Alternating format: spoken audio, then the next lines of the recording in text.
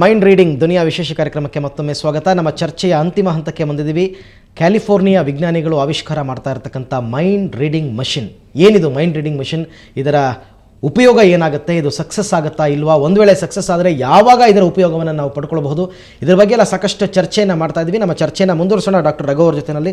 Sir, ಇಷ್ಟು ಸಾಕಷ್ಟು ವಿಚಾರಗಳನ್ನ ತಿಳಿಸ್ಕೊಟ್ಟಿದ್ದೀರಾ. ಈಗ ಒಂದು ವೇಳೆ ಈ ಮೈಂಡ್ ರೀಡಿಂಗ್ ಮಷಿನ್ ಬಂದಿದ್ದೇ ಆದಲ್ಲಿ, ಸಕ್ಸಸ್ ಆಗಿದ್ದೇ ಆಗದಲ್ಲಿ, ಇದರ ಅಡ್ವಾಂಟೇಜಸ್ ಆ್ಯಂಡ್ ಡಿಸ್ಅಡ್ವಾಂಟೇಜಸ್ ಎರಡನ್ನೂ ನಾವು ಯೋಚನೆ ಮಾಡಬೇಕಾಗುತ್ತೆ. ಏನು ಅಡ್ವಾಂಟೇಜ್ ಇದೆ, ಏನು ಡಿಸ್ಅಡ್ವಾಂಟೇಜ್ ಇದೆ? ಮುಖ್ಯವಾಗಿ ಯಾರಿಗೆ ಮಾತಾಡ್ಲಿಕ್ಕೆ ಆಗಲ್ಲ, ಯಾವುದೇ ನರಗಳ ಕಾಯಿಲೆಯಿಂದ ಮಾತಾಡ್ಲಿಕ್ಕೆ ಆಗದೇ ಇರುವಂಥವ್ರಿಗೆ, ಸ್ಟ್ರೋಕ್ ಆಗಿರ್ಬೋದು ಅಥವಾ ಬೇರೆ ಒಂದು ರೀತಿ ಮಾತಾಡುವಂಥ ಪ್ರಕ್ರಿಯೆಯಲ್ಲಿ ಟಂಗ್ ಹೊರಳದೇ ಇರ್ಬೋದು, ಅಥವಾ ನೀವು ಬಾಯಿ ತಿರುಗಿಸದೇ ಇರ್ಬೋದು, ಯಾವುದೇ ಒಂದು ಪ್ರತಿಕ್ರಿಯೆಗಳು ಇಲ್ಲದೆ ಇದ್ದಂಥವ್ರಲ್ಲಿ ಅವರು ಯೋಚನೆ ಮಾಡಿದರೆ ಅವ್ರ ಮನಸ್ಸಿನಲ್ಲಿ ಬರುವಂಥ ಪದಾನ ನಾವೇನಾದರೂ ಕಂಡಿಡ್ಲಿಕ್ಕೆ ಸಾಧ್ಯ ಆದರೆ ಅದರಿಂದ ಆ ಪೇಷಂಟ್ಗೆ, ಆ ರೋಗಿಗೆ ಏನು ಬೇಕು ಏನು ಬೇಡ ಅನ್ನೋದು ನಮಗೆ ಗೊತ್ತಾಗುತ್ತೆ. ಇದು ಅತ್ಯಂತ ಮುಖ್ಯವಾದ ಅಡ್ವಾಂಟೇಜ್ ಆಸ್ ಆಫ್ ನೌ.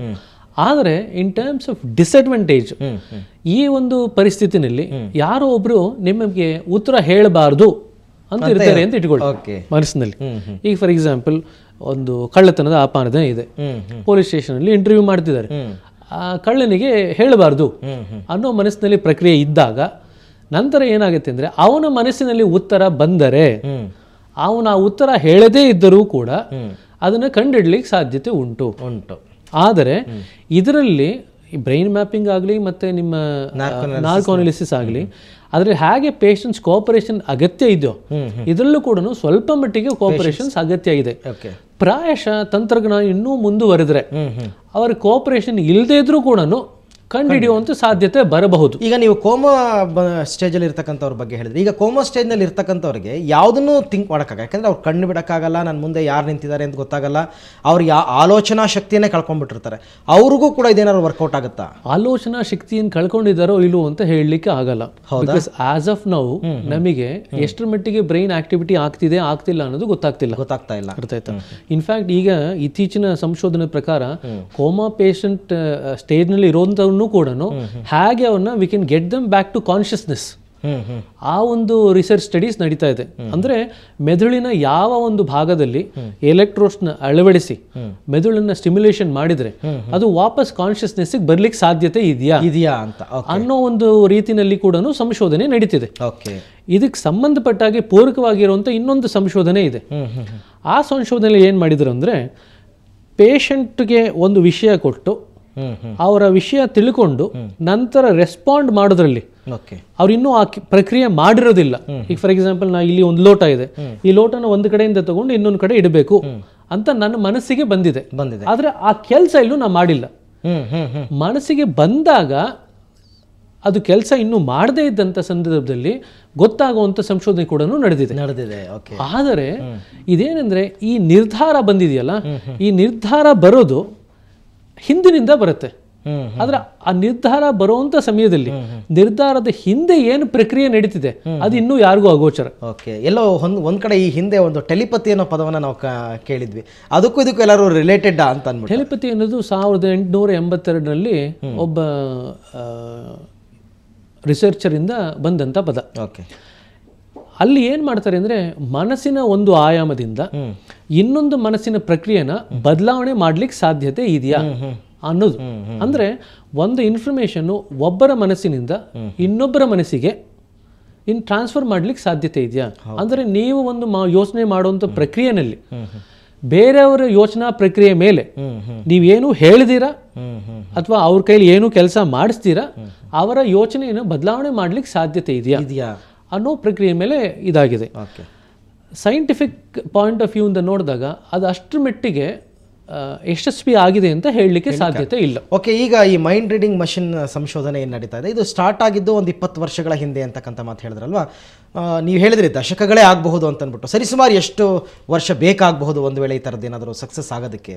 ನೀವು ಇತ್ತೀಚಿನ ತಂತ್ರಜ್ಞಾನದಲ್ಲಿ ನಡೀತಿರುವಂಥ ಎಲ್ಲ ಪ್ರಕ್ರಿಯೆಗಳನ್ನ ಗಮನಿಸಿದರೆ ಪ್ರಾಯಶಃ ಒಂದು 4ರಿಂದ 5 ದಶಕಗಳು ಆಗ್ಬೋದು. ಕೇವಲ ಅಲ್ಲಿ ಮಾತ್ರ ಅಥವಾ ವಿಶ್ವದ ಬೇರೆ ಬೇರೆ ಭಾಗದಲ್ಲೂ ಇದ್ರ ಬಗ್ಗೆ ಸಂಶೋಧನೆಗಳು ನಡೀತಾ ಇದೆಯಾ? ಹೇಗೆ? ಬೇರೆ ಬೇರೆ ಭಾಗದಲ್ಲಿ ಅಷ್ಟರ ಮಟ್ಟಿಗೆ ಸಂಶೋಧನೆಗಳು ನಡೀತಿಲ್ಲ. ನಾನು ಆವಾಗಲೇ ಹೇಳಿದಂಗೆ ಈ ಸಂಶೋಧನೆ ಮಾಡಲಿಕ್ಕೆ ಸಾಕಷ್ಟು ಮಟ್ಟಿಗೆ ಲಿಮಿಟೇಷನ್ಸ್ ಇದೆ. ಯಾಕೆಂದ್ರೆ ಎಲ್ಲರ ಮೇಲೂ ಈ ಸಂಶೋಧನೆ ಮಾಡ್ಲಿಕ್ಕೆ ಆಗಲ್ಲ. ಸೊ ಹಾಗಾಗಿ ಇಂಥ ಕೆಲವು ಪೇಷಂಟ್ಸು ಸಿಕ್ಕಿದಾಗ ಅವ್ರಿಗೆ ಇಂಥ ಒಂದು ಪರಿಸ್ಥಿತಿ ಎದುರಾದಾಗ ಆ ಪರಿಸ್ಥಿತಿನಲ್ಲಿ ಮಾತ್ರ ಮಾಡೋಕ್ಕಾಗುವಂಥ ಸಂಶೋಧನೆ ಇದು.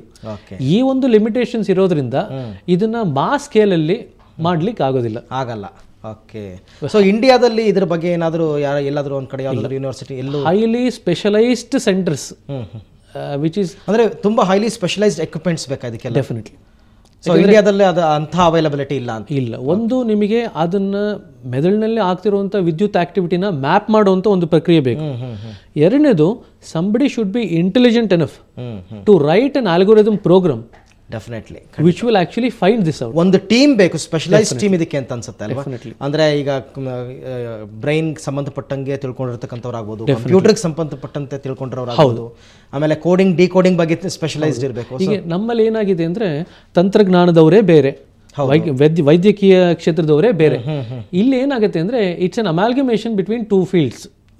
ತಂತ್ರಜ್ಞಾನ ಮತ್ತು ವೈದ್ಯಕೀಯ ಎರಡೂ ಅರಿತಿದ್ದವರಾಗಿದ್ರೆ ಇಂಥ ರೀತಿಯ ಸಂಶೋಧನೆಗಳು ಮಾಡೋದು ಸುಲಭ ಆಗುತ್ತೆ. ಆದರೆ ಅಂತ ಒಂದು ಇಂಟರ್ ಡಿಸಿಪ್ಲಿನರಿ ಟೀಮ್ ಸಿಗೋದು ತುಂಬಾ ಕಷ್ಟ ಇದೆ. ಸೊ ನಿಮ್ಮ ಒಂದು ಅನುಭವದ ಆಧಾರದ ಮೇಲೆ ಹೇಳೋದಾದ್ರೆ, ಒಂದು ವೇಳೆ ಮೈಂಡ್ ರೀಡಿಂಗ್ ಮಷಿನ್ ಬಂತು ಅಂದರೆ ಅದು ಸಕ್ಸಸ್ ಆಯಿತು 100% ಅಂತಲೇ ಇಟ್ಕೊಂಡ್ರೆ, ಅಡ್ವಾಂಟೇಜ್ ಜಾಸ್ತಿ ಇದೆ ಅಂತೀರಾ, ಡಿಸ್ಅಡ್ವಾಂಟೇಜ್ ಜಾಸ್ತಿ ಇದೆ ಅಂತೀರಾ? ಯಾವುದೇ ಮೆಷಿನ್ ಆದ್ರೂ ಕೂಡ ಅಡ್ವಾಂಟೇಜ್ ಡಿಸ್ಅಡ್ವಾಂಟೇಜ್ ಇದ್ದೇ ಇದೆ. ಫಾರ್ ಎಕ್ಸಾಂಪಲ್ ಮೊಬೈಲ್ಸ್ ತಗೊಂಡ್ರೆ ಅದ್ರ ಎಷ್ಟರ ಮಟ್ಟಿಗೆ ಉಪಯೋಗ ಇದೆಯೋ ಅಷ್ಟರ ಮಟ್ಟಿಗೆ ದುರುಪಯೋಗನೂ ಇದ್ದೇ ಇದೆ. ಸೊ ಈ ಮೆಷಿನ್ಸ್ ಇಂದನೂ ಕೂಡ ಸ್ವಲ್ಪ ಮಟ್ಟಿಗೆ ದುರುಪಯೋಗದ ಸಾಧ್ಯತೆ ಇದ್ದೇ ಇದೆ. ಆದರೆ ಈ ಮೆಷಿನ್ಸ್ ನಲ್ಲಿ ದುರುಪಯೋಗದ ಸಾಧ್ಯತೆ ಎಲ್ಲಿ ಮಟ್ಟಿಗೆ ಆ ವ್ಯಕ್ತಿ ಕೋಪರೇಟ್ ಮಾಡ್ತಿಲ್ಲ ಅನ್ನೋದ್ರ ಮೇಲೆ ಡಿಪೆಂಡ್ ಆಗುತ್ತೆ. ಓಕೆ, ಸಾಕಷ್ಟು ವಿಚಾರಗಳು, ಎಷ್ಟು ಮಾತಾಡಿದ್ರು ಸಾಕಾಗಲ್ಲ, ಅಷ್ಟು ವಿಚಾರಗಳಿದೆ. ತುಂಬ ಇಂಟ್ರೆಸ್ಟಿಂಗ್ ಆಗಿ ಹಲವಾರು ವಿಚಾರಗಳು ತಿಳಿಸ್ಕೊಟ್ರಿ. ತಮಗೆ ಸುವರ್ಣ ನ್ಯೂಸ್ ಪರವಾಗಿ ಧನ್ಯವಾದಗಳು. ನಮಸ್ಕಾರ. ಸೊ ವೀಕ್ಷಕರೇ, ನಿಮ್ಗೆ ಅನಿಸಿರ್ಬೋದು 100 ವರ್ಷಗಳ ಹಿಂದಕ್ಕೆ ಹೋಗೋಣ.